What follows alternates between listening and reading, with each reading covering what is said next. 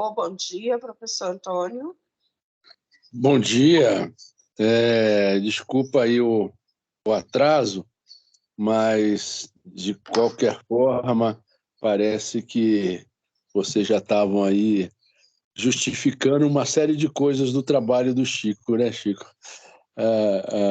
Eu estava conversando, Sandra, da outra vez, um pouquinho mais com o Chico, e o trabalho dele, né, ele tem que deixar claro, né, que já numa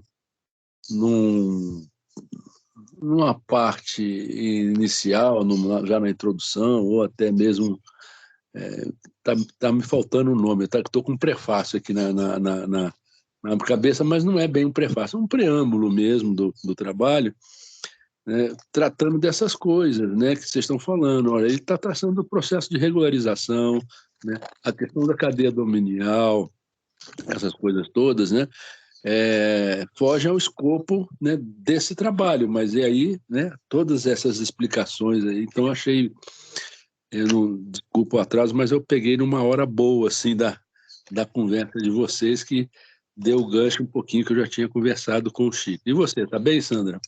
Estou bem, graças a Deus. Cada dia melhor, né? Graças a Deus. Mas o Chico, para além desse trabalho, professor, ele é hoje o nosso orientador, é o nosso parceiro, né? Eu falo até brinco com ele. Isso é difícil deixar o Chico, porque a gente tem esse olhar muito do profissionalismo, né? De tudo que ele faz, com muita seriedade, com muita dedicação e muito comprometimento, né? E isso é muito bom, né? Muito bom mesmo. E muitos quilombolas já recorrem ao Chico já para essa orientação, essa pergunta, desde a sua...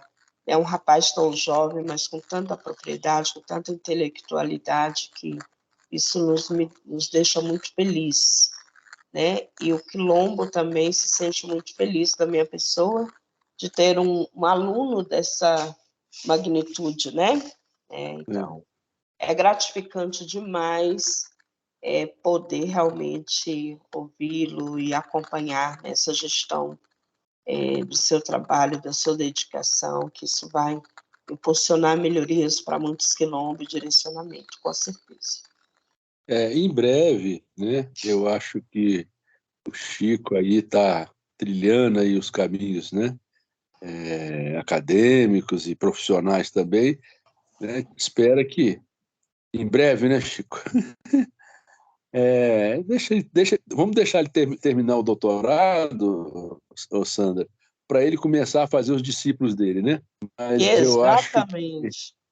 Estamos na torcida, né? Para que mas eu Deus acho, dê o melhor é, caminho, o maior discernimento para ele, né? eu acho que assim que ele terminar o mestrado, né, independente dele estar dentro da vida acadêmica ou não, né, ele já tem condição de, pelo menos, co-orientar, né, estudantes de graduação, né, nesse tema, né? E tanto estudantes de agronomia, né, como estudantes de sociologia, né, enfim, de todos, né, historiadores, pessoal que se interessa, né, por esse tema, né, tão, né, esquecido, né, Sandra? Agora nós estamos vivendo mais uma oportunidade, né, nesse governo, né, que se instalou há quase um ano já, né? Então a gente tem que ir aproveitando essas oportunidades para avançar um pouco, né? Então, Ontem até, professor, rapidamente... pode concluir, pois não. professor. Sim, pode concluir.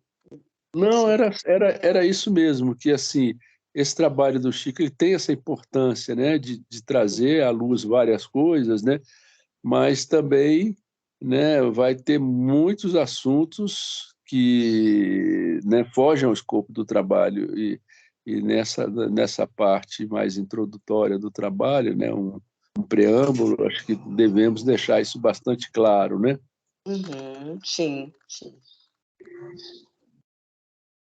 Mas, assim, a título só de informe rapidamente.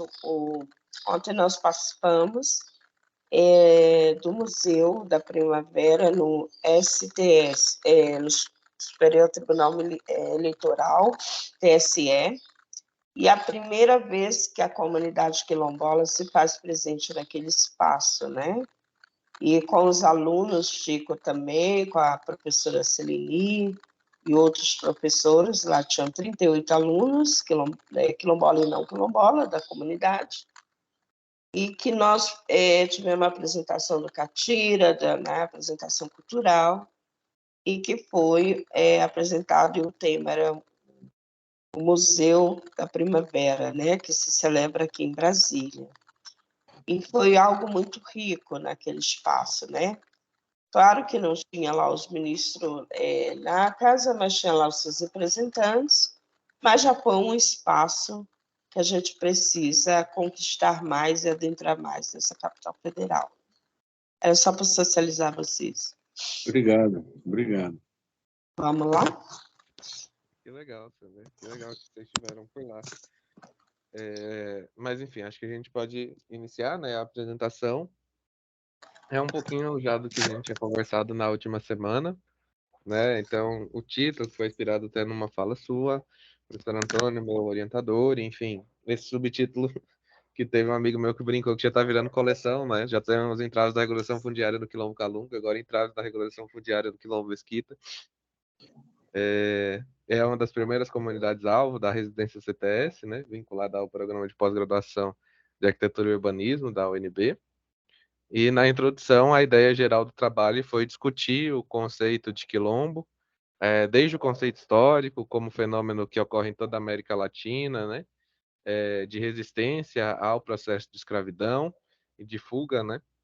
Para essas áreas mais distantes, alcançando o conceito antropológico, que já marca esse início de luta e organização política do próprio movimento quilombola, passando, então, transicionando para o conceito político em si, que já é ditado pelos próprios quilombolas organizados, aí já a partir da década de 90, com os fóruns, né, as assembleias que levaram ao surgimento da CONAC, e nos anos 2000, uma série de conquistas relativas a políticas públicas, né, até essa sobreposição das pautas territoriais e ambientais que tem acontecido mais recente, a partir da década de 2010, que é relacionar justamente a permanência das comunidades tradicionais em seus territórios, a conservação, a mitigação de mudanças climáticas, e é algo que ainda está em aberto, sendo construído, chegando no conceito de quilombo, do próprio Quilombo Mesquita, que foi uma das atividades que a gente desenvolveu dentro da oficina de GTAQ, né, em que a gente foi fazendo a construção de conceitos.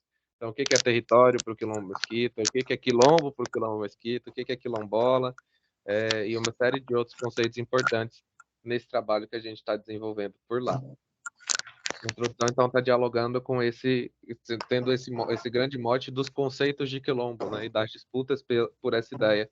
Como é que isso aconteceu dentro da academia, fora da academia, como é que isso hoje pauta política pública, como é que está presente na própria comunidade, que é alvo desse estudo. Depois eu vou falar um pouquinho mais do Quilombo Mesquita em si, destacar os seus mais de 270 anos de história, participando, né, da construção de Lusiânia, de Brasília e de Cidade Ocidental, e é justamente por essa atuação tão ampla e esse apoio tão amplo a esses núcleos urbanos que a especulação vira um problema latente dentro da própria comunidade, né? Então a gente vê uma urbanização forçada, uma urbanização violenta no entorno do Quilombo Mesquita, que tem pressionado cada vez mais a comunidade, que já resultou na perda de mais de 90% do que era o território ancestral de Mesquita, né? Que hoje é apenas uma fração disso tudo, e que ainda, para 2023, segue expandindo por todas as direções. É o mapa que eu estava comentando que o professor Antônio sugeriu, né? Esse mapa das pressões em torno do quilombo. Então, a especulação acaba aparecendo como raiz dessas questões todas. E aí é uma diferença do estudo que a gente fez anteriormente no Quilombo Calunga, que o processo de regularização lá já tinha avançado um passo a mais, então já tinha o decreto de desapropriação, e com o decreto abre-se os processos, né, judiciais de desapropriação por interesse social. Aí dentro desses processos a gente tem isso que você perguntou, que é o levantamento cartorial. Então era mais fácil investigar o que era e o que não era grilagem. no Quilombo Mesquita isso não é tão simples, porque a gente ainda não chegou nesse estágio do processo de regularização, mas o que fica muito nítido, até dentro dos estudos acadêmicos mesmo, aí eu te mandei no WhatsApp, Sandra, o artigo específico que eu faço definindo especulação e como é que o caso do Quilombo Mesquita se enquadra dentro disso, mas a especulação imobiliária aparece como essa questão latente dentro do Quilombo, aparece em todos os trabalhos que eu li, né, principalmente da Universidade de Brasília, sobre o Quilombo Mesquita, mas que nenhum pesquisador se dedicou a descrever como é que ela acontece, o método, né? O que é a especulação, como é que ela acontece, o método, por que ela está tão marcada na história do Quilombo Mesquita. E é algo que eu estava comentando com o Antônio, que eu acho que a gente pode acrescentar que vai enriquecer o trabalho. E, enfim, tem toda a história, né, de ocultamento e de inércia do próprio poder público. A gente vinha conversando na última reunião que o Estado, né, o Poder Executivo Nacional, sabe da existência do Quilombo Mesquita pelo menos desde 1956, que é quando tem as primeiras visitas para a delimitação do Distrito Federal, que são acompanhadas por quilombolas de Mesquita, né? E desde então se tem uma completa inércia, tanto é que vão falar que o quilombo do Planalto Central, o quilombo próximo ao Distrito Federal era Calunga, sendo que o Mesquita estava aqui do lado, né? E aí o que marca a Constituinte é o Calunga e não o Mesquita. Enfim, não querendo tirar, né, o protagonismo de Calunga também, mas falar que houve esse ocultamento intencional do Quilombo Mesquita. Até porque desse período a gente já tem essas brigas políticas, vários, né, personagens aí da história nacional disputando esse território que faz parte de Mesquita. E por fim, a gente destaca no trabalho a regularização fundiária como esse motor de conflitos dentro do Quilombo, né? Então é uma luta que você, Sandra, tem empreendido muito arduamente, aí pelo menos desde os anos 2000. Era para o Quilombo Mesquita ter sido um dos primeiros, porque a gente encontrou dentro dos próprios processos um pedido da Raquel Dodge, que à época era procuradora do Distrito Federal, para estudar a existência de uma comunidade quilombola em Mesquita de 1996, mas esse pedido vai ser atendido pela Palmares só em 2002, e eu acho que a primeira visita no território é em 2004. Então, assim, essa dilatação Não, a temporal da muito Raquel estranha. Dodge foi, só desculpa, da Raquel Dodge foi em 1996. Ela era Isso, procuradora exatamente. do DF à época. Ela manda para a Fundação Palmares uma notícia de fato, né? Ela fala, olha, foi publicado no jornal uma matéria que trata provavelmente de uma comunidade quilombola no entorno do DF. A Palmares poderia investigar, e aí a Palmares vai responder muito tempo depois, né? Eu acho que são 4 anos depois. Então, assim, essa inércia, né?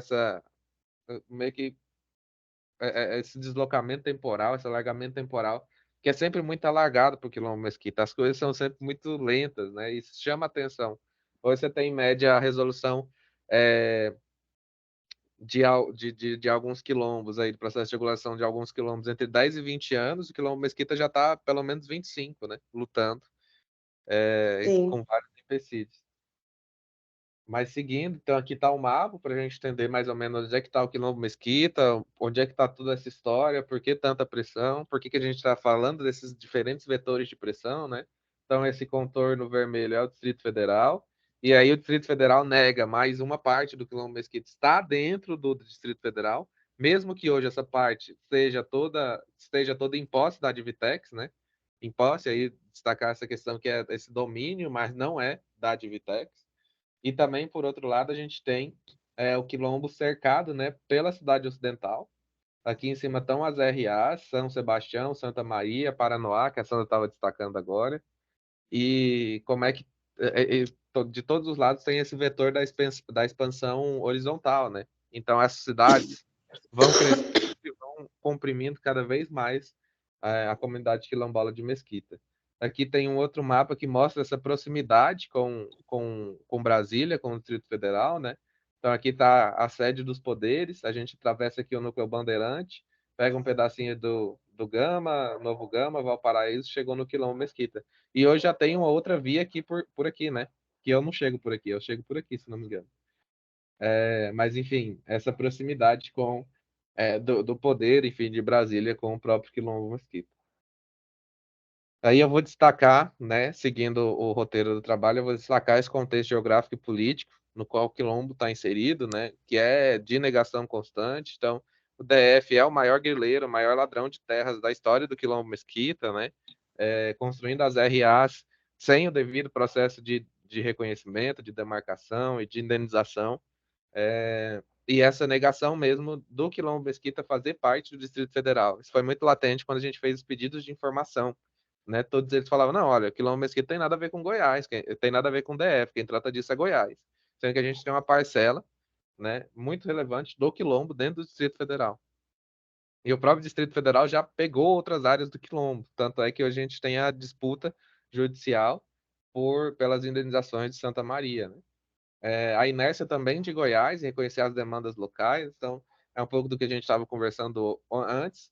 Goiás tem, desde a década de 80, toda a atuação da própria Universidade Federal aqui do Estado, de diversos profissionais, para o reconhecimento e demarcação do Quilombo Calunga, enquanto se esquece essas outras comunidades que fazem parte do Estado de Goiás, né? Quando a gente vai estudar o quilombismo próprio de Goiás, a gente percebe que Goiás tinha um movimento muito diferente dos outros estados, que era essa integração dos quilombos às cidades. As cidades dependiam dos quilombos pós-período aurífero. Esse é o caso de Lusiânia, esse é o caso de Cavalcante. Então, não fosse a força de trabalho e a produção das comunidades quilombolas, provavelmente muitas cidades teriam deixado de existir.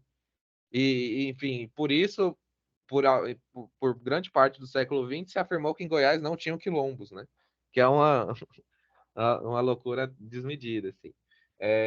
E por fim, esse mais recente, esse neném perto do Quilombo Mesquita, que é a cidade ocidental, que vive fora do Pacto Federativo. É uma cidade, né, o menor nível do poder executivo que não reconhece território quilombola. Assim, é uma coisa maluca. Já tem todo o processo, desde 2011, pelo menos, né? E a cidade nega em usar o termo quilombo. Ainda hoje, eu vi lá que agora saiu a Feira do Agricultor, não se utiliza o termo quilombo. Antes utilizava povoado, né? Agora já parou de usar povoado, é só mesquita. Mas segue nessa negação, nessa disputa pelo conceito, pelo termo, enfim, pela territorialidade e pelo próprio zoneamento, que eu estava conversando com o Antônio na última reunião, né? A expansão do zoneamento urbano para a área do quilombo, né? Como também essa urbanização forçada. Então, esse contexto geográfico vai perpassar por todos esses temas. Aí eu trago um pouquinho mais em detalhe do quilombismo em Goiás, né, dessa história dos quilombos em Goiás. Então, essa dinâmica que eu estava falando anteriormente, dos quilombos com os núcleos urbanos, e aí surge essa ideia do professor Carlos Brandão de eternos estrangeiros, porque por mais que as cidades dependessem dos quilombos, os negros na cidade eram sempre estranhos, eram sempre estrangeiros. Então, sempre se criou em Goiás essa ideia de que o lugar do preto é longe dos centros urbanos, né? E isso é muito refletido no caso dos quilombos. Então, você tem todo um trabalho de ocultamento, deixa esse pessoal no campo, deixa esse pessoal afastado, e quando a gente precisar da força de trabalho, eles vão estar lá disponíveis, vão estar abastecendo nossas cidades com alimento, com verdura, com legume, com carne, mas a gente não quer ver eles por aqui.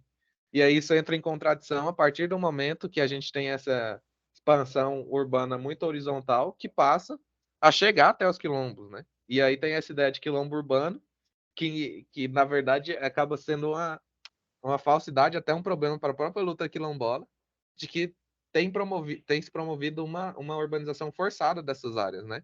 Não foram os quilombos que foram próximos das cidades chegaram até os quilombos. Então é um caminho inverso, é um vetor inverso. E aí, novamente, essa questão do esquecimento, entre aspas, intencional do Quilombo Mesquita durante a discussão da Constituinte, né? Então, toda essa ideia de que o Quilombo próximo ao Distrito Federal era Calunga, quando a gente tinha, nos slides passados, a gente viu o Mesquita aqui a 50 quilômetros, e né, os políticos da época já conheciam o Quilombo Mesquita, porque já tiveram lá, tem registro, inclusive, disso.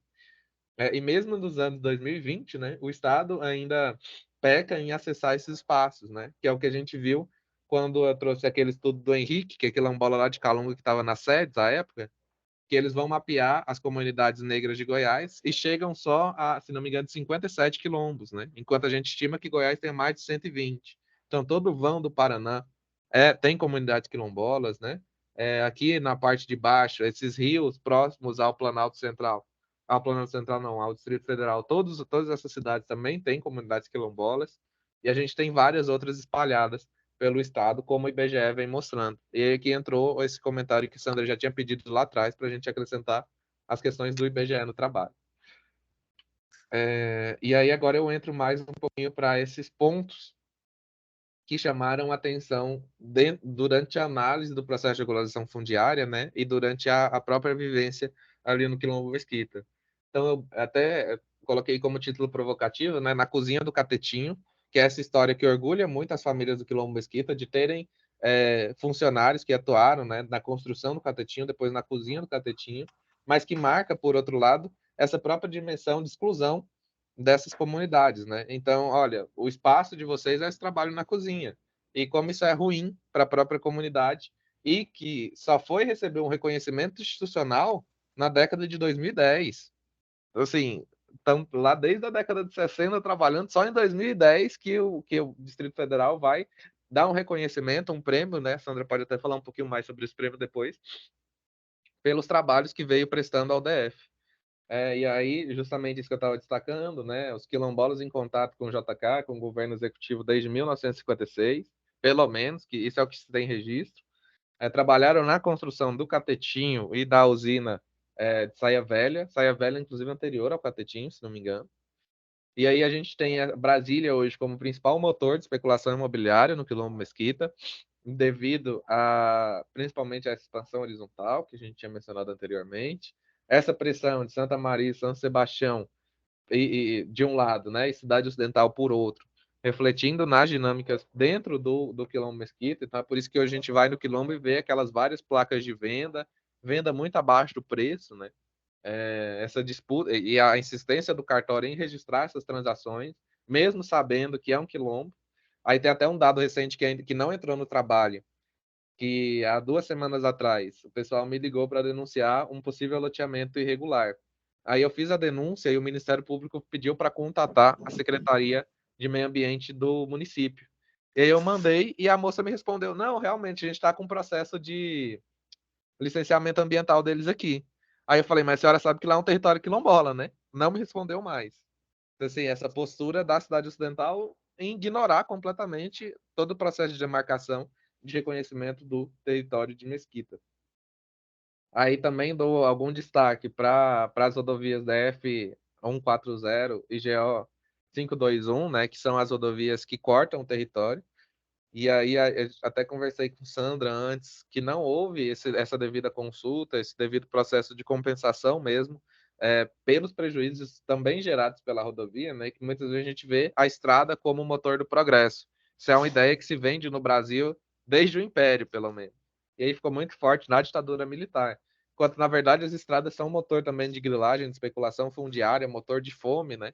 Que é o que esqueci o nome do autor, mas que o autor que eu utilizei na tese do Calunga vai defender. Ele fala: olha, as estradas hoje são motores de fome. Por onde elas passam, elas vão levando a grilagem de terras, vão afetando a vida dos coletivos que já estão naqueles espaços, né? E, por fim, o resultado disso tudo que a gente está comentando aqui é que 80% do quilombo é ocupado por não quilombolas.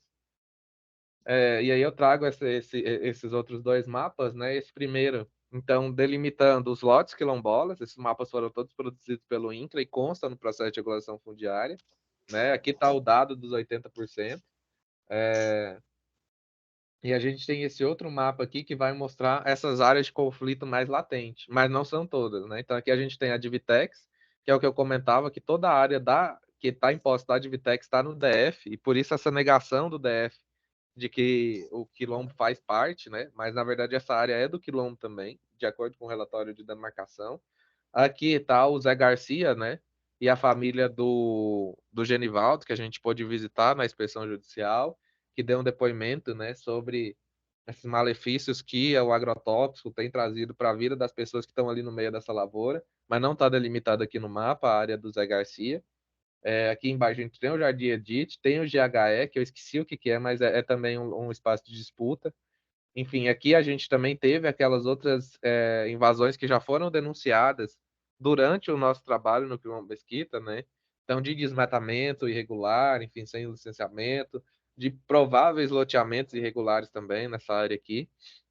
E essa área aqui é a que está mais sob domínio da própria comunidade quilombola, apesar, né, de se ter conflitos específicos, como é o caso do cercamento do cemitério, que a Sandra narrou. Enfim, o cercamento foi uma coisa que acabou sendo imposta por pessoas de fora, né, quando a comunidade tinha essa questão do cemitério aparente. Então, ele está localizado aqui nessa subidinha aqui, que a gente vai para Dona Euclides. E aqui dá para a gente ver um pouquinho disso que eu estava comentando, que é a expansão horizontal em volta, né? A cidade, o urbano, chegando à área do quilombo, e essa pressão que foi feita pela própria cidade ocidental de transformar essa área central, que é ocupada toda majoritariamente por quilombolas, em área de expansão urbana. E aí aqui, novamente, essa brincadeira com cidade ocidental, né? Essa provocação, que é essa ideia dos movimentos separatistas, né? Então, construída na década de 1990, o Quilombo está aí há 278 anos, cidade ocidental construída na década de 90, é a maior expressão da especulação imobiliária próxima ao Quilombo, né? É o próprio processo de construção pela cidade por uma das imobiliárias do Distrito Federal demonstra como é que o processo de especulação imobiliária se deu no entorno do DF, né? Hoje a gente tem, então, essa expansão horizontal que pressiona o Quilombo Mesquita, que é uma expansão um tanto quanto descontrolada, né? Nós temos um planejamento disso, vai se aumentando, as áreas vão aumentando, os loteamentos vão crescendo, e a prefeitura vai modificando o código diretor para abrigar isso. Então, é um planejamento inverso, né? Se planeja depois que já está em execução, uma coisa meio de maluco, assim. E a gente tem o plano diretor, que aí tem outra coisa muito louca, que foi financiado por empresas do mercado imobiliário e que vem mudando o zoneamento do Quilombo Mesquita, né? É um acordo que o próprio Ministério Público faz, que tem duas empresas do ramo imobiliário financiando o plano diretor para abarcar os seus projetos. Então, novamente, a cidade ocidental tem uma forma muito particular de pensar o urbano. Depois que as coisas estão acontecendo, é que eles vão planejar, né? Enfim. E, por fim, a gente tem prefeitos políticos locais que mantêm posses dentro do próprio quilombo, usam o termo povoado, não utilizam, não reconhecem o termo quilombo e negam acesso a políticas públicas. Isso, quando eu cheguei, era muito latente. Eu lembro, principalmente dos mais velhos, contando que se falasse que era quilombola, não tinha acesso ao posto, não tinha acesso a políticas públicas básicas. Assim, eles negavam acesso mesmo. Hoje eu vejo que isso tem mudado gradualmente, né? E o trabalho de Sandro, o trabalho de Alisson em cobrar, mas que é uma situação extremamente assustadora. E aí, né, falar um pouquinho agora específico do processo de regularização fundiária, que é isso, né? O pesquisador é apenas um dos interessados na realidade que observa. Eu acho que o meu trabalho é sempre muito pautado por essa frase. Eu me interesso muito pelo conflito, mas eu sei que no limite eu estou lidando com vidas, né? Com gerações, com muita história. Então tem que ter esse profissionalismo que Sandra comentava no início, porque é vida, é a criancinha que está crescendo, os adolescentes, sim, é o lugar que eles têm para onde voltar. Então todos os fatos narrados nessa apresentação, todos os fatos narrados dentro do próprio TCC, né? Eles têm respaldo documental. Esses documentos estão em posse do Poder Executivo, estão em posse do INCRA, isso não é novidade, né? E eu brinco que eu faço muitas vezes, não é nenhuma novidade. Isso tudo já está no processo. Eu só estou jogando luz sobre coisas muito estranhas, uma série de coincidências muito estranhas, né? Que estão dentro do processo que parece que as pessoas não enxergam, não querem enxergar. O processo encontra-se hoje suspenso pelo TCU, que investiga irregularidades na SR 28, que foi a Secretaria do INCRA que conduziu o processo de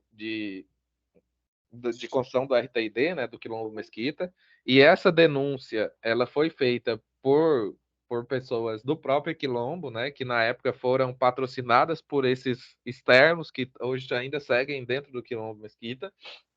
A gente até chegou a tentar contatar o juiz, quem me respondeu foi um dos secretários do juiz, e ele disse, olha, já tem minuta de decisão, é só o juiz ler e assinar. Mas está, enfim, não teve nenhum andamento. Em 2023, né, enquanto eu estava no Quilombo, teve uma decisão de saneamento que juntou vários processos que tratam de disputas dentro do Quilombo, e aí essa decisão, o juiz juntou tudo isso dentro de uma ACP, né, uma ação civil pública, e falou que vai decidir tudo de uma vez só. Então, essa decisão levou a uma inspeção judicial que eu pude acompanhar no Quilombo Mesquita, que é o que a Sandra comentava do grupo do WhatsApp. E aí foi muito maluco, porque eu conheci as pessoas que eu lia no processo. E assim, isso foi um choque, assim. Tinha até um historiador que eu até brinco no próprio TCC, que é o historiador que não estudou história. Assim, ele desconhece absurdamente a história dos quilombos, a história da escravidão no Brasil, e que escreve laudos muito são quase risíveis para qualquer profissional que conheça um pouquinho de história do Brasil e que vão sendo inseridos em várias contestações do RTID. E aí tem uma outra coincidência que a gente também aponta nesse estudo, que é as pessoas que contestam o RTID são as mesmas pessoas que cometem infrações ambientais e outros crimes dentro do quilombo. E tudo isso está ligado ao mesmo escritório em Brasília. Então, assim, tem uma série de coincidências que parece que estão sendo ignoradas pelo poder público e pelo poder judiciário. E até 19/9, que foi o dia que eu fiz essa apresentação, ainda não houve atualizações, né? No dia 20, a gente já teve essa atualização, que foi uma possibilidade de acordo de cooperação do MIR e do INCRA com o TRF1. Estamos aguardando a decisão do juiz sobre isso, para concluir a inspeção judicial e as perícias que foram solicitadas pelo tribunal. E aí, um pouquinho sobre a assessoria técnica, que na verdade é o grande mote dessa pós-graduação, né? Então, foi uma contribuição para a compreensão ampla e crítica do território quilombola. Então, é uma continuidade dos trabalhos de denúncia que a Daiane Souza iniciou lá atrás, junto com Sandra, junto com o seu Roberto. Teve uma vivência de campo muito, muito robusta, né? Que foi de março até agosto de 2023, na qual pude entender um pouco mais dessas dinâmicas de conflito constante dentro do próprio quilombo. O auxílio na análise de processos, elaboração de relatórios, envio de denúncias. Então, eu sempre tive esse cuidado de tudo que eu fiz dentro do quilombo foi documentado, foi escrito em relatório, foi entregue para a comunidade. A participação de eventos, né, de apoio às demandas locais. Então, o evento Territórios Vivos, que foi um convite de Sandra, a visita da Embaixada dos Estados Unidos, que foi também um convite de Sandra, a inspeção judicial, que acompanhei também por convite, né? Enfim, o apoio sempre foi necessário. Falar de regularização fundiária, falar dessa história do Quilombo Mesquita, estava lá para apoiar nesses momentos, né? O apoio na regularização da associação local, que vai acontecer. Enfim, a gente está lutando por isso, está estudando a melhor forma de se fazer. E, por fim, o que eu brinco foi minha última atuação contínua, né? Que aí eu ainda estava morando no Mesquita, que foram as oficinas de GT aqui, que a gente pôde discutir um pouquinho da realidade própria, entender como é que esses conceitos de luta política, da própria quilombidade aparecem no Quilombo Mesquita, entender como é que o território está sendo enxergado com a construção do etnomapa, né? E aí até comentava com o professor Antônio na última aula que quando a gente foi fazer o etnomapa, as coisas não estavam cabendo no mapa. Mas por quê? Porque a área ocupada por quilombolas é muito pequena. E aí a gente quer desenhar grande, porque a gente imagina que todo o território esteja em posse dos quilombolas. Só que não, né? É só 20%. E aí, quando a gente compara com GPS, com informação geolocalizada, dá esse choque, né? De ver, olha, a gente fez esse desenho aqui, todo o território ocupado e tudo, mas na verdade não. São conflitos, né? São disputas que se refletem na própria forma da imaginação geográfica do território. E aí, estou encerrando já.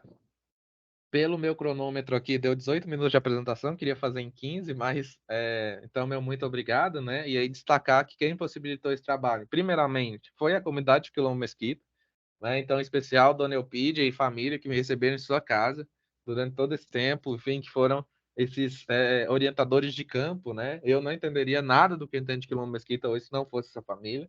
A residência CDS, que foi quem possibilitou esse primeiro encontro, né? Essa apresentação, todos os parceiros, professores e discentes, né? Em especial meu orientador, o professor Antônio Nobre, que aí já tem uma parceria antiga, mas que topou me acompanhar em mais essa iniciativa. A Coordenação Nacional de Quilombos, né? A CONAC, em especial a Coordenadora Nacional de Goiás, por Goiás, Sandra Braga, que foi aí a principal orientadora de campo nesse sentido, que foi quem, não, Chico, procura tal coisa, vamos dar uma olhada nisso, a gente precisa fazer isso, vamos fazer reunião 10 horas da noite, porque a gente está sendo vigiado, enfim. E é esse papel político mesmo, né? Que nós, assessores, a gente precisa entender que tem muito isso. O assessor é técnico, mas o técnico tem que estar em contato com o político direto, assim, senão nosso trabalho não serve de nada na comunidade quilombola. Tá, a gente vai escrever isso tudo aqui, vai levar para academia e vai ficar fechado lá no TCC. Não, isso não funciona assim, gente. O trabalho tem que ir para fora. O trabalho de assessoria ele é para a comunidade, ele não é para a universidade. E por fim, né, todos os amigos que foram feitos durante esse processo, principalmente na comunidade do Quilombo Mesquita. O pessoal veio almoçar aqui, Tô pelejando para trazer Sandra e Dona Eupídia já tem um tempo aí, mas enfim, o convite está sempre aberto, está sempre feito. E é isso, muito obrigado. E agora eu queria ouvir vocês. Ouvi a Sandra mais um pouco, né, Sandra? Depois eu complemento com algum ponto aí específico que eu achei que precisa reforçar no trabalho, né? Certamente deve estar no trabalho, mas que durante a fala da apresentação seja importante. Então, nossa, o Chico me emociona quando ele traz essa questão da conflito, né, da comunidade, e vivenciando isso hoje, professor, com mais ênfase, né, e trago um pouco essa questão que é tão séria hoje, tão cara para nós.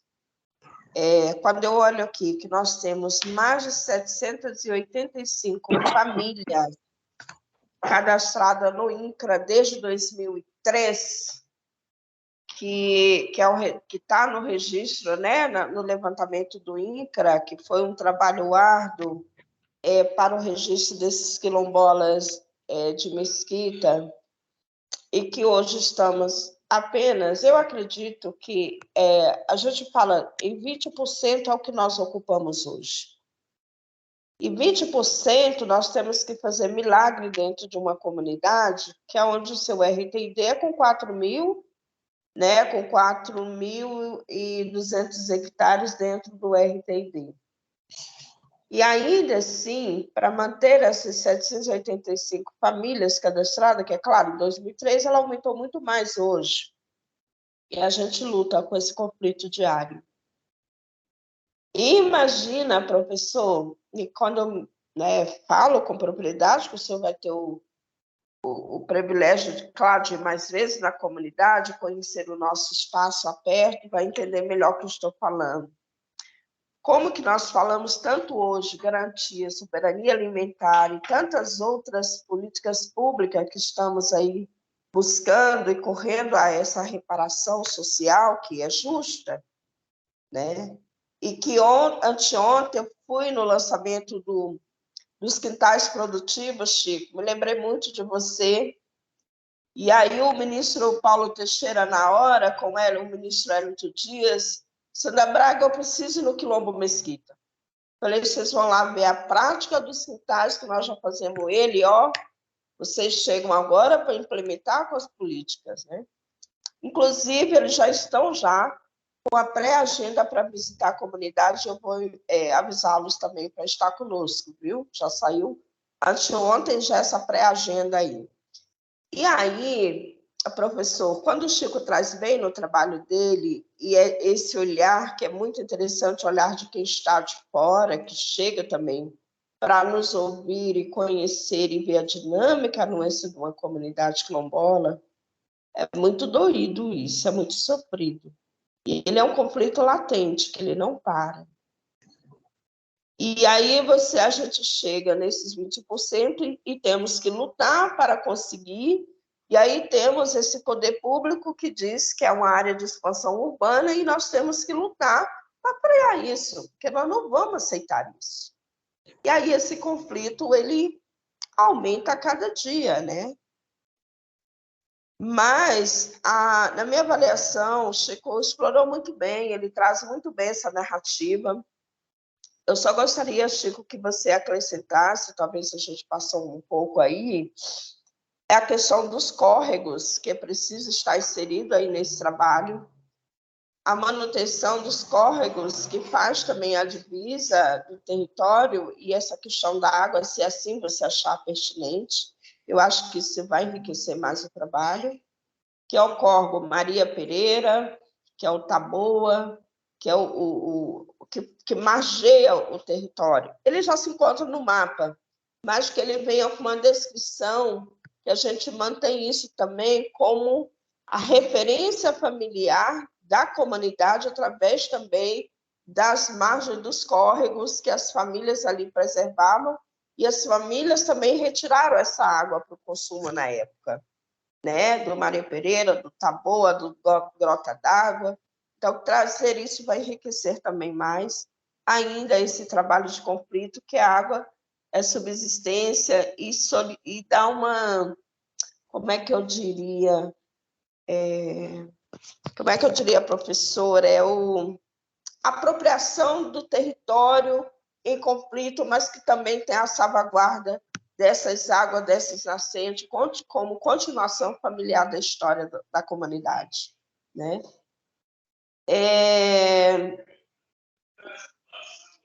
Acho importante, se assim achar que é pertinente esse acréscimo, né? Essa questão da rodovia, ela é algo que nos impacta demais, porque ela não tem nenhuma sinalização quilombola em nenhuma das vias, né, Chico, desde a DF-140, como da GO 521, como comunidade, o território é diferente de você pegar aqui e ir para Calunga, que tem a Chapada, Cavalcante a tantos quilômetros e tal. Para nós isso não existe. Então, há uma omissão, há uma... me falta até palavra, de tanta exclusão na alma, de não evidenciar o quilombo, não evidenciar o território, como a própria linha de ônibus que sai da capital federal, que passa pelo quilombo, que vai para a cidade ocidental, não existe. Existe o Jardim ABC, existe cidade ocidental, mas não se tem o recorte do quilombo. Então, se você chega na rodoviária hoje do plano piloto, para chegar no quilombo, você vai, porque é preciso nós, liderança, estarmos falando, orientando quem vai, mas não tem a marca de sinalização. Então, há como, pegando aqui a DF-140, tem Alphaville, os condomínios, que é muito antes da nossa comunidade quilombola, que tem 278 anos. Então, há um racismo também muito grande ainda com todos nós e nesse trabalho da invisibilidade. Isso também é um conflito, porque é um conflito na alma, é um conflito de identidade, é um conflito de várias formas. Com a questão da usina do Saia Velha, foi a primeira usina lá do Saia Velha que forneceu energia para Brasília. Então, quando os trabalhadores já trabalhavam aqui na construção de Brasília, inclusive os quilombolas, já era essa energia do Saia Velha, que também tem uma parte da família do meu pai, que são donos daquela terra, e que também perderam, e que hoje é um clube dos mais famosos aqui da região, e que também perderam aquelas terras. É algo que também dói na alma, mas está fora hoje do RTID. Na questão do seu Ciprone, em 2010, ele realmente recebeu lá a medalha de honra, né, por ter ajudado na construção de Brasília, por ter recebido Juscelino Kubitschek algumas vezes no território, e inclusive também lá na casa dos meus avós, que Juscelino era o maior comprador da marmelada quilombola de Mesquita, né, porque ela vem a ter o nome de Santa Luzia, porque havia ali o preparo do doce, que era muito na época, se produzia muito, e aí então se trocava, né, vovô com outros mais, não tinha o açúcar para fazer tanta produção, e ali então existia, né, a troca, eles forneciam então o açúcar e eles pagavam em doce a mercadoria. E aí então se colocaram então o nome de Marmelada de Santa Luzia para expansão de mercado, como Goiânia e tantos outros que ali batizaram como o nome de Marmelada Santa Luzia, mas sempre foi feita no Quilombo Mesquita pelos quilombolas, e eu vi isso a vida toda dos meus avós. Então, Chico, você traz muito bem essa referência, é importante, sim. Com relação ao prêmio, né, seu Ciprônio, inclusive eu estou lá na foto com o seu Ciprônio, fui convidada a esse momento da reabertura do Catetinho, que inclusive hoje eu fiquei sabendo essa semana que tem um memorial no Catetinho, é do Quilombo Mesquita, que ainda não tive a oportunidade de conhecer, né? Então, você traz muito bem também essa questão, e a omissão mesmo do Estado, né, com relação ao Quilombo, que está aí circularmente cuidando e lutando para preservar, e que esse conflito ainda é algo que precisamos vencer. E vencer o mais rápido possível, para que nós possamos estarmos, pelo menos, mais felizes, né, dentro de um processo tão difícil ainda. Professor, eu me contemplo com o trabalho do Chico, estou realmente feliz, né? Me coloco aí à disposição, se há algo mais para acrescentar, mas as minhas observações são essas, mas já me considero bastante contemplada com o trabalho do Chico, e dizer que esse desafio tem sido importante para nós, e falar de conflito não é fácil. Levantar conflito também não é fácil, nem para quem está vivenciando um problema de conflito, que no meu caso é da comunidade, mas para ele também, que é um desafiador, entendendo e fazendo com que esse processo chegue mais leve no entendimento que precisamos titular o nosso território o mais rápido possível, como a história de Mãe Bernadette e tantas outras que já se foram em defesa do território, da vida, e o conflito cada vez mais se acirra em todo o Brasil. Então, a nossa comunidade é uma comunidade que precisa desse término, e assim, o trabalho do Chico me traz muitas memórias. Estou muito emocionada, porque ele me remete a processos de muita luta, de muita invisibilidade, e que tivemos que ter estratégias também para trabalhar no calado, trabalhar com estratégia, para poder, pelo menos, manter esses 4.200 hectares, que ainda nos custa muito caro ainda. E é uma ameaça que ela é constante. Mas a gente não pode deixar, não podemos, né? Então, Chico, me sinto muito contemplada, e é só essas observações, mais ou mais, me sinto muito contemplada. E desculpa a minha emoção, que você me trouxe fatos que a memória, né, e principalmente do meu saudoso pai, que lutou tanto, né? Mas, enfim, vamos seguir. Sandra, já passo para o senhor, professor, mas eu agradeço as palavras, e eu acho que esse tipo de trabalho que é feito, né, a partir da comunidade para a comunidade, se ele não emocionar, tá alguma coisa errada, sabe? E aí não é nem do lado da comunidade, é do lado do pesquisador mesmo. Que é um trabalho que evoca muita luta, são gerações brigando, né? Tem as histórias que eu ouvi do seu pai, de Dona Eupídia, daria uns 3 livros, assim, de luta desses aliados, né? Que entram como aliados e que vão se mostrando, né, inimigos ao longo do tempo, enfim. Como resistir também, né? E como resistir com muita alegria, né? Eu lembro de Célia contando as histórias dos velórios com seu pai. Eu queria estar em pelo menos um velório com seu pai, que as histórias são todas ótimas, assim. Mas é isso, muito obrigado pelas Mas palavras. só rapidamente dos velórios, professor, que meu pai e o irmão dele, o tio Dado, infelizmente não estão aqui nem os dois, os velórios sempre eram animados, porque eles tornavam o velório como animação. Então, tinha a famosa galinhada que eles preparavam e tomavam as cachaças, cantava, tinha as rodas, a fogueira, e aí acabava que o velório era um encontro.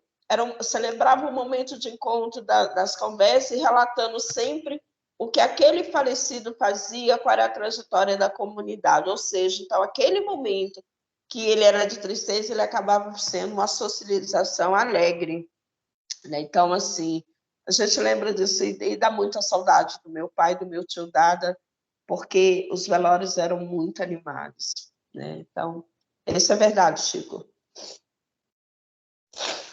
Só agradecer mesmo as palavras, eu acho que anotei tudo, depois eu até te mando para você conferir se faltou alguma coisa aqui. Eu vou fazer essas adequações, enfim, esse momento é para isso mesmo, é para tomar puxão de orelha, para a gente entregar o melhor possível, assim, para a comunidade, para o poder público, né, para a universidade, que é isso, é sempre olhar a partir do território, né? O trabalho é para o território, é com o território, e buscar o melhor possível sempre. Mas muito obrigado, viu, Sandra? Gratidão. por essa partilha. Bom, eu começaria dizendo, né, a me valer de Paulo Freire, né? Como professor, né, eu devo educar e me educar, né? Educar e educar-se, né? Então eu agradeço aí a Sandra, né, e o Chico, né, essa oportunidade de estar sempre me educando com vocês, né? O outro comentário que eu acho importante dessa última fala do Chico, né, entre aliados. Aliados sempre trai, né? Então eu espero que eu possa me irmanar cada vez mais, Sandra, com os quilombolas. Não quero ser aliado. Eu não Como é quero que ser é? aliado. Aliado sempre trai? O Chico, né, da fala do Chico, ele falou assim, os aliados, né, aliados que depois se mostram que não são tão aliados, ou seja, aliados sempre trai, né? Então eu espero que eu possa me irmanar cada vez mais com você, com o Chico e, né, com a causa quilombola. Não quero ser um aliado da causa quilombola. Eu quero me irmanar com ela, né? Enfim. Então, Chico, acho que a Sandra traz essa questão, um aspecto que eu não sei se é pertinente na apresentação, mas que a gente já tinha comentado, e eu não me lembro bem como é que está destacado isso como recomendação no seu trabalho, como é que ele está, né? Que a questão tem uma parte do território, né, que está sobre posse e domínio, né, total dos quilombolas. E aí a discussão sobre o regimento interno, esses conflitos internos, de como gerir, né, esse território que já tem uma governança, né, bastante grande dos quilombolas, que certamente tem conflitos internos, né, isso eu acho que poderia ser como uma recomendação, né? Não sei na sua apresentação, assim, o que faltou antes de terminar, aquilo que é recomendável. Olha, aquilo que, né, o trabalho vai apresentar aquilo que deu conta, e como você falou, as histórias têm 1000 livros aí a serem escritos ainda, né? Sobre todas as histórias que já se conhece, né? Então, uma parte de recomendações, né, na sua apresentação, aquilo, né, que se percebe, né, que pode ser importante para outros trabalhos que não me lembro no seu trabalho, que eu não li recentemente, li aquela vez, e agora não li para essa apresentação, né, não tive, né, enfim, não tive, não fiz esse exercício de reler dessa apresentação, mas, enfim, a parte de recomendações na onde poderia estar costando o regimento interno e também, né, mesmo com essa visão, e aí pegando essa coisa que você falou, quando a gente vê o que a gente viu, né, nas oficinas que fizeram sobre como que vai ser a gestão do território, viu-se que está se pensando a gestão muito maior do que é hoje, né, né, inclusive eu me esqueço o nome da empresa que é dona ali, que se diz dona que pega o Distrito Federal, aquela lá em cima, né? Então, a Ditec, né? Divitex, né? Divitex, né? Inclusive essas áreas todas, né? Então, tem coisas que já posso fazer e tem coisas que vão ser, né? Tem coisas que, vamos dizer assim, que já são de curto e médio prazo e tem coisas que a gestão do território vai se tornar mais a longo prazo quando essas questões forem sendo dirimidas, mas mas já são, né, de alguma forma pensadas, né?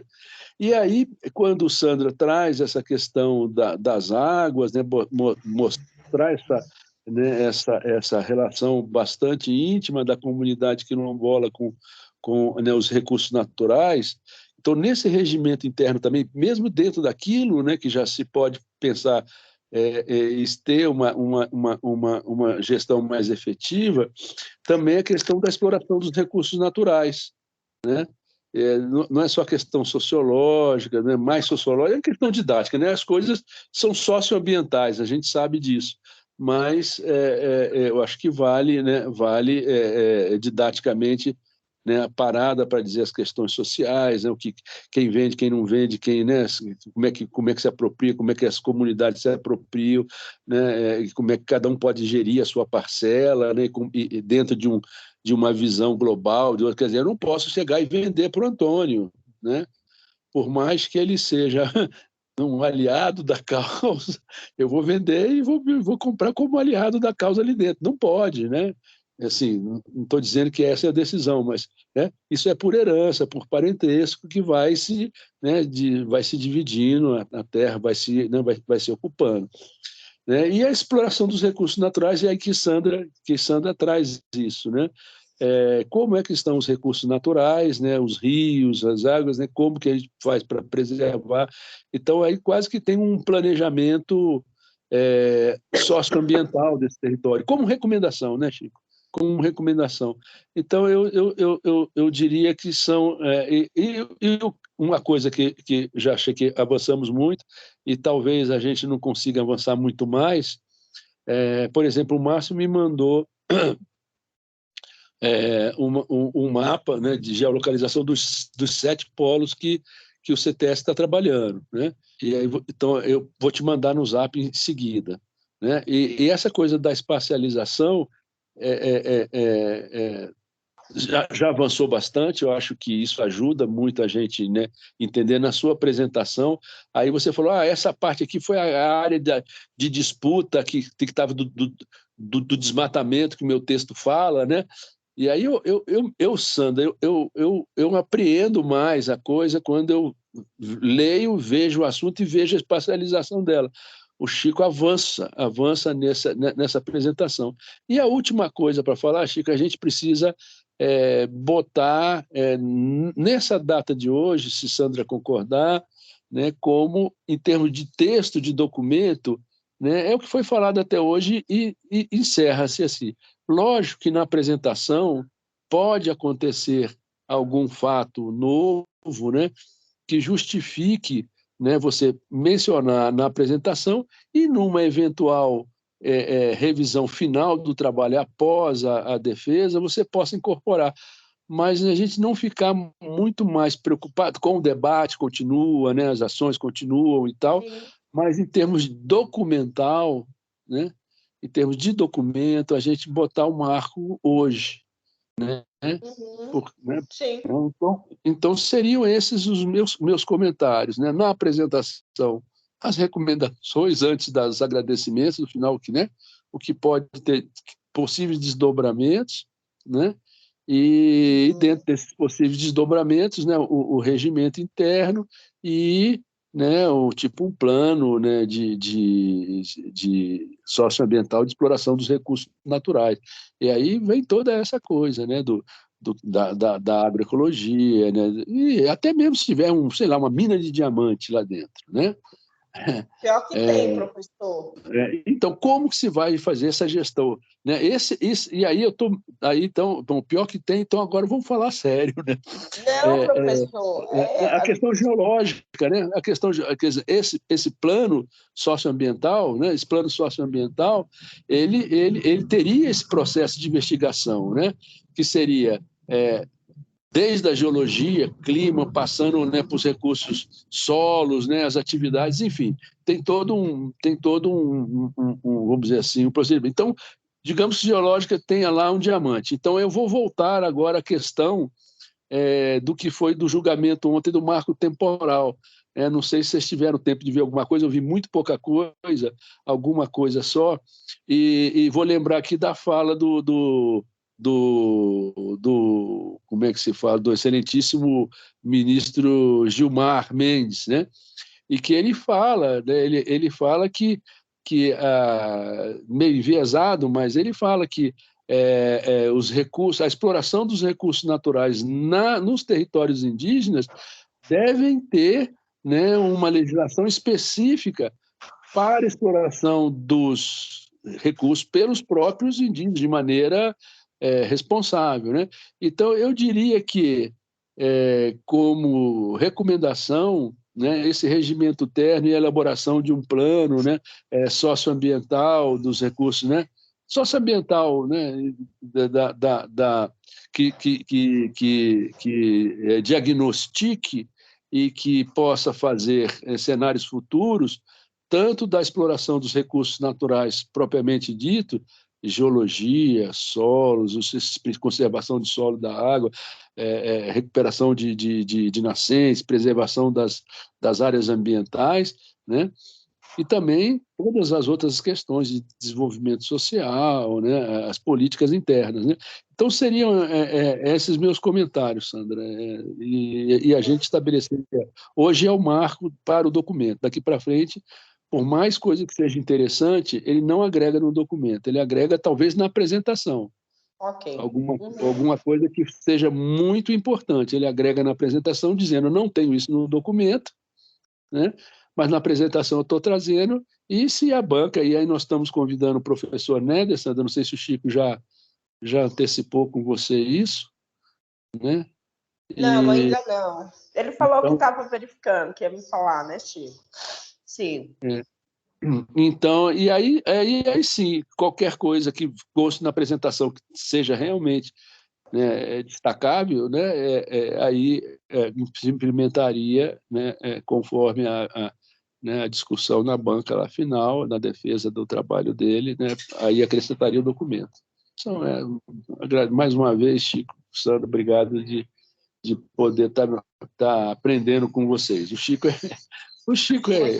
a gente não precisa provocar muito o Chico, não, né? Só provocar um pouquinho, aí o resto ele já vai. Já vai.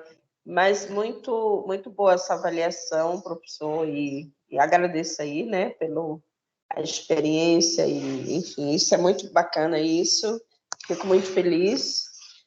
E dizer também, professor, que o marco não só, Chico, atrapalhando aqui um pouquinho, mas o marco temporal me trouxe uma alegria muito grande na alma, celebrei demais, né? Porque o impacto para os quilombolas também seria devastador também, não só para os indígenas quilombolas, em especial ao Quilombo Mesquita, tem um registro no DNPM, pela essa empresa aí do grupo da Taquari, que era para a exploração mineral da área, né? E lá tem os códigos, tudo, e inclusive eu, quando fui procurada pelo grupo, disseram: nós vamos explorar aquela área. Eu falei: não vão, porque lá é um território quilombola, vocês não vão. Olha a minha loucura, professor. E eu, diante dos grupos mais assim, né? E aí me dói muito na alma dizer isso, mas literalmente ameaçado. Eu disse: vocês não vão explorar o nosso minério, nem nosso ouro, nada, nem o nióbio que vocês encontraram lá em Alto, né? Também vocês não vão explorar.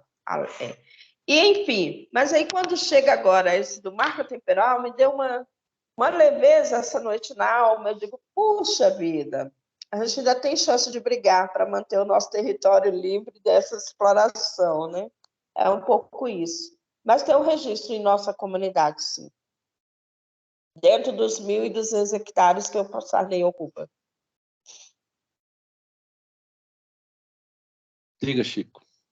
Não, só um comentário rápido sobre essa questão da banca. Eu até mandei mensagem para o Néder. Eu já tinha comentado com ele pessoalmente. Falei: não, tem um convite para o senhor. Eu mandei mensagem para ele no WhatsApp. Se o senhor puder dar uma reforçada depois, acho que vai ser legal. A gente já Tá bom. pensando na Já tem a finalização. data, Chico? Não, ainda não. E aí, Sandra, eu até queria ver com você de encaminhamento, porque lá atrás você tinha proposto da gente apresentar também para o Ministério Público, né? O procurador Wilson, que é doutor em História, além de procurador federal, é doutor em História.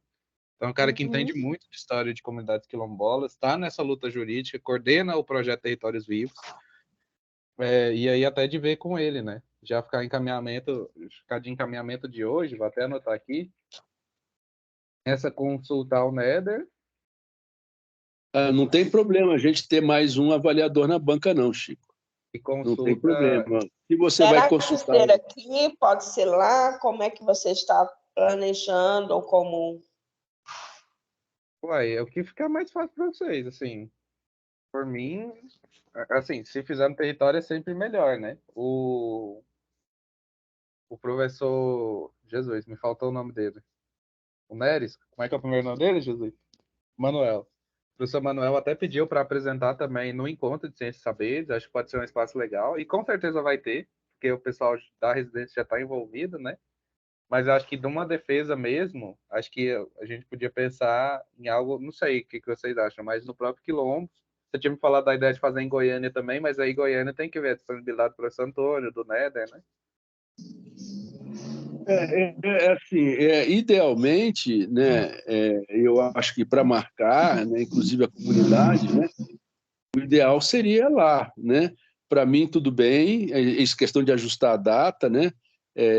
Ajustar a data e local, né? O local ideal seria lá no Quilombo mesmo, né? E o Néder, então, reforça o convite, e tem esse outro procurador, né, Chico, você está falando, né, um procurador, né, que você verifica se ele vai vir como convidado ou se ele vai vir como avaliador mesmo, né? Vindo com avaliador, nós temos que formalizar isso, fazer convite, aquela coisa toda, né? Não tem problema maior, não, né, de selo, né? Então, eu acho que agora, então, é a gente partir para, né, enfim, incorporar, né, algumas dessas comentários que a gente fez aqui, que você achasse que ainda é pertinente, né, e que vai ser importante, e a gente fechar esse documento, né? Uma vez entregue o documento, Sandra, vamos dizer assim, é educado, mas nem sempre se cumpre essa regra, de que enviado para a banca, enviado para você, professor Nerd e tal, a banca deve acontecer 30 dias depois. Não pode entregar o documento uma semana, nem 15 dias. O ideal é que se entregue 30 dias, né? Para os avaliantes, porque todo mundo tem uma agenda, né, complexa, né? E aí você tem que abrir um espaço na sua agenda para poder se dedicar à leitura. E não é só uma leitura, às vezes você tem que, né, que ler com mais atenção. Então, 30 dias tem sido o prazo mínimo, né? Então, eu não sei, Chico, como que você vê, mas aí já pode fazer um convite, né, para o Néder, eu reforço o convite para o Néder, você também já reforça o convite para o procurador, que me falha a memória agora de novo do nome dele, né? E aí só ver. Na perspectiva sua de entregar esse documento, não sei se daqui a um mês seria razoável você entregar esse documento ou mais, né? Não sei como é que está a sua correria também, Chico, né? E se for daqui a um mês você entregar esse documento, eu falo, olha, o Chico deve entregar o documento daqui mais ou menos um mês, então a banca deve acontecer de hoje a 60 dias, né? 30 para ele fazer da conversa de hoje, 30 para a gente poder estar avaliando, né? E aí, passado esses 30 dias, é só ajustar, né, a agenda. Pode ser uns diazinho antes, uns diazinho depois, né? 15 dias, né, depois, uma semana antes. Aí é só a gente verificar que data. Nós estamos agora, vamos dizer, setembro acabou, né? Setembro acabou, né? Então, vamos dizer, teria outubro, novembro, né? Seria ali meados de dezembro. Então, né, a agenda de dezembro é sempre complicada para todo mundo, né? Mas, então, eu acho que a gente poderia arrumar uma data na primeira ou na segunda semana de dezembro. O que você acha, Chico? Tô com o microfone aberto, né? Eu acho que fica bom. Primeira ou segunda semana, só tem que ver essa questão da agenda do território, né? Aí Sandra vai fazer a consulta ao procurador. Eu tenho um e-mail profissional dele. A Sandra sei que tem um contato mais direto porque eles trabalham juntos, né? Aí, Sandra, então a gente fica com esses encaminhamentos. Bem, eu estou com um problema seríssimo, porque eu estou escalada para a COP, e aí as 2 primeiras semanas de dezembro, né? Seria de 30 de novembro, e acho que retorna dia 10 de dezembro, se não me engano.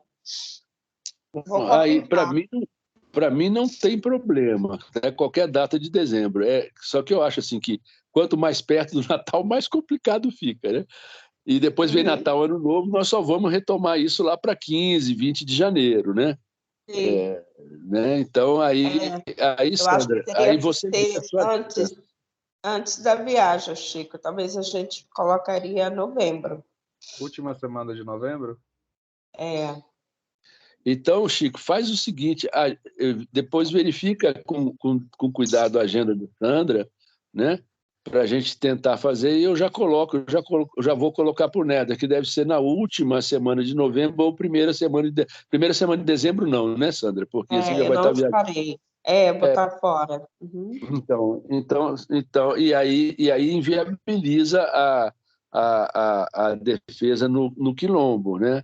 Fora, tudo bem, mas a gente poderia fazer remoto, né? Mas, Sim. mas aí qualquer outra coisa que a ideia de fazer, né, numa data que você possa seria uma data que a comunidade possa também, Sandra. Então você ajusta isso aí com o Chico e me reporta. E aí eu já aviso o Néder. De qualquer forma, eu já vou deixar o Néder de sobreaviso. Ótimo. Tá? E provavelmente vai ser a última semana de novembro, no Mesquita, né? E aí é melhor final de semana, Sandra, ou durante a semana, a apresentação, se for no Mesquita. Vocês têm condições de ser no sábado? Sem problema algum. Sem Porque problema. a vida da comunidade ela é muito dinâmica, mas a gente consegue reunir melhor no sábado, né? E também esse trabalho na comunidade reforça muito o seu papel, a sua, né? Então, gostaria muito que essa defesa fosse no território, se possível, claro, tudo dentro aqui do nosso ajuste, né? Aí só anotando, o nome do procurador é Wilson Rocha, viu, professor? Wilson. Então tá bom, eu vou fazendo essas alterações. A gente vai conversando também, professor. Qualquer dúvida que surja, a questão do mapa que o senhor propôs, né? E Sandra, fica à disposição no WhatsApp. Já deixo convidado, né? Não só a comunidade, mas também a CONAC, enfim, todo mundo que acompanhou esse processo. Sim. E fico à disposição, assim, vou tá fazendo essas alterações, tudo. Estou acompanhando o processo também, o que acontecer. Tem essa possibilidade do acordo de cooperação, mas igual o professor Antônio falou, aí já não entra mais, pelo menos agora, né? Sim. Desse trabalho. Senão, se você for acrescentar tudo, professor, ele não termina a qualificação dele, né? Porque cada hora surge e é uma dinâmica ao território, né? Eu já estou considerando essa nossa reunião como uma reunião de qualificação do Chico, né? Agora nós vamos para a defesa. Nós já vamos para a defesa. Aqui eu considero o trabalho qualificado, Sandra, né? Eu não sei se você teve a oportunidade de já ler o documento antes, né? Mas assim, né? Ele está qualificado. Infelizmente, né? Nós não temos o professor Néder hoje aqui, mas não tem problema, né? A gente manda o documento para ele. Eu nem sei se a residência tenha essa instância aí de qualificação, Chico. Me esclarece. Não, acho que não tem, não, né? Já vai para a defesa direto, né? Eu acho que não tem, não, professor, mas também não tenho certeza. Se eu puder dar uma consultada nessa parte eu vou ver. Defesa e tal, acho que o Néder vai saber orientar melhor, porque, assim, realmente, pelo menos para nós, não foi passado nada. Não, tá bom. Mas aí a gente não precisa mais ocupar a Sandra com outra apresentação da defesa. Eventualmente, se tiver esse rito aí, a gente faz mais uma, Chico, com o Néder, desse tipo, não é uma meia hora com o Néder, porque aí a banca, né? A banca, enfim. Mas eu considero qualificado, muito qualificado o trabalho. Qualificado também, muito qualificado, professor, concordo. Né? Então, fazer esses pequenos ajustes na apresentação e essas, né, recomendações de Sandra, e vamos então ficar pré-agendado aí para a última semana de novembro, num sábado da última semana de novembro, né? Nem olhei no calendário, Chico, não sei se você tem um calendário aí, para ver no final de novembro qual seria esse sábado, eventualmente. Você tem aí? Eu estou no celular aqui, não estou com... Não sei mexer muito, se eu sair daqui é capaz de eu derrubar para poder achar o calendário. Antes do 30, Chico, qual? Seria 25, então. Sábado 25. De manhã, de tarde, Sandra? Qual seria o melhor período, você acha? À tarde eu acho melhor. A partir de que horas, mais ou menos? A partir das 2?